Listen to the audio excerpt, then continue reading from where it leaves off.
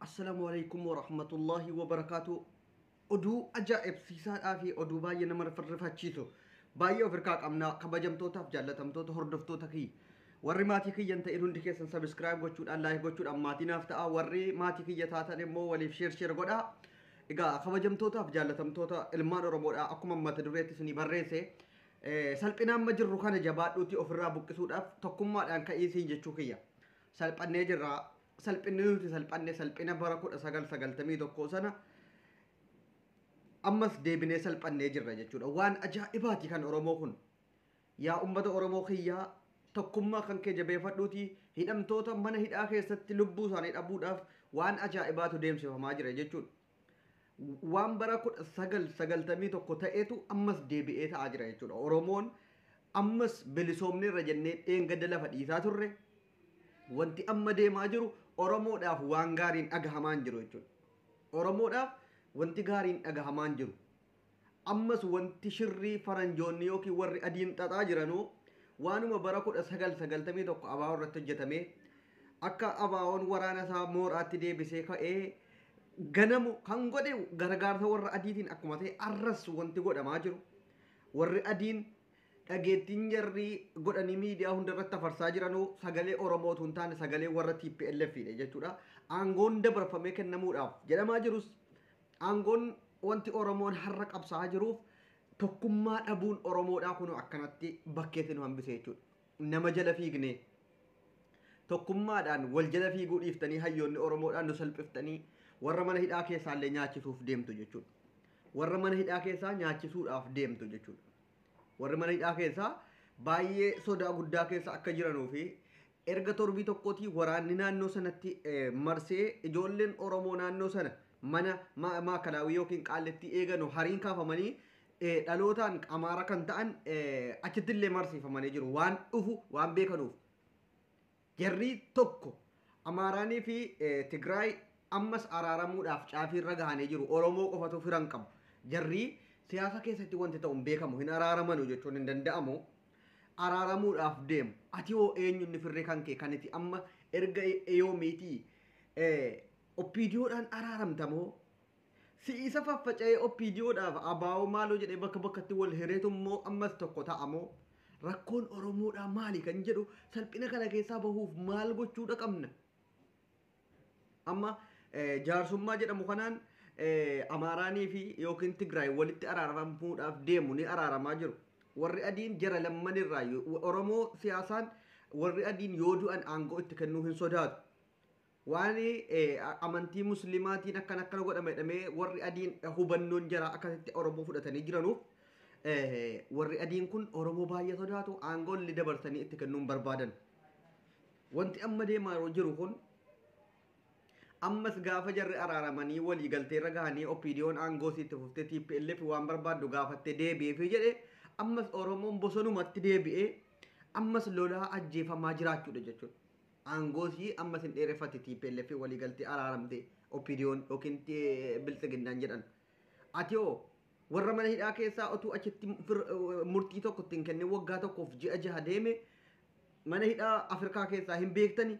Yoo jarri achi keessatti hin basabbasiifne waggaa 20-30 hidhuuf taa'u. Kana amanaa. Oromoon immoo tokkummaa qabaatee falmatee hidhamtoota isaa baafataa hin jiru.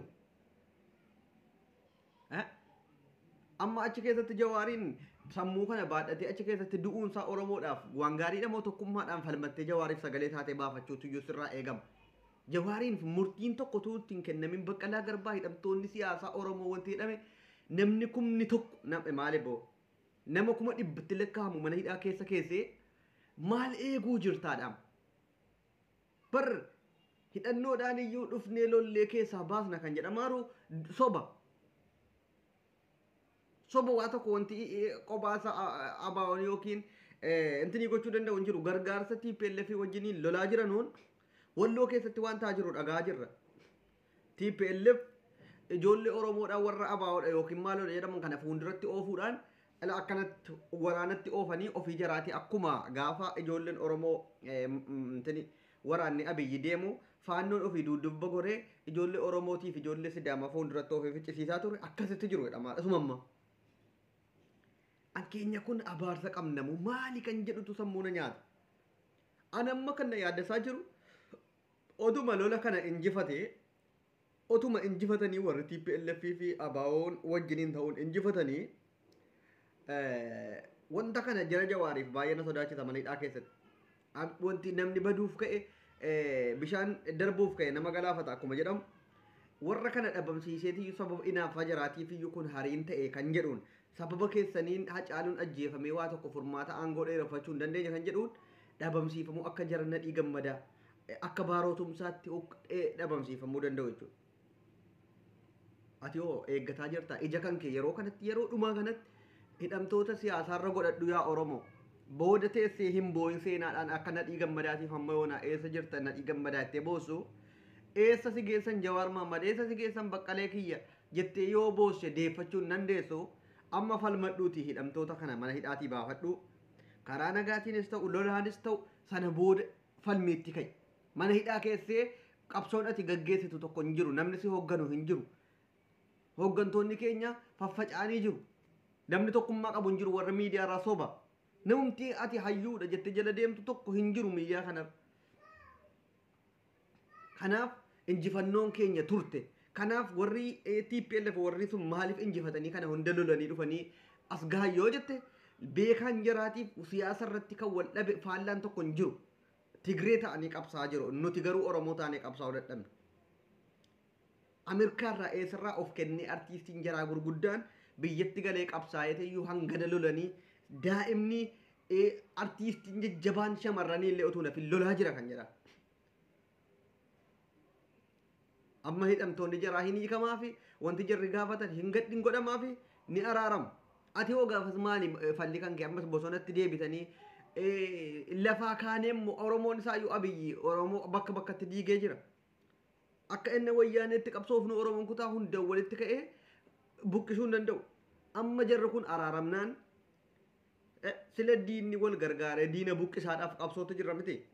Amma garuu jarri araaramuudhaaf deemu akka dhagahamaa jirutti Oromoo qofittii keessaa dhiibame sagaleen isaa addunyaa irratti dhageettiin qabu du'aa jira garuu duuti Oromoodhaa addunyaa irra hin jiru Oromoo taangoorra jira jedhamee waan amanamee jiruuf. Wanta kana maal jettu koomentii jalatti illee barreessaa. Baay'ee tokko nama yaaddessa baay'ee tokko nama sodaachisa wanti deemaa jiru hidhamtoota keellee ijarraan buqqifati yaa qeerroo biyya keessa jirtu. Jabeessiitii eeggadhu eddee qaallittiitti deddeebi'iitii akkamitti akka jiranu waan deemaa jiru gaafadhu. Eeggadhu ija keetii jaratu nu hoogganaa kana dhabnaa waggaa meeqa ammas gabrummaa jedha akkuma Abiyyi waggaa kumaaf isin cabsa jedha cabuuf jirta.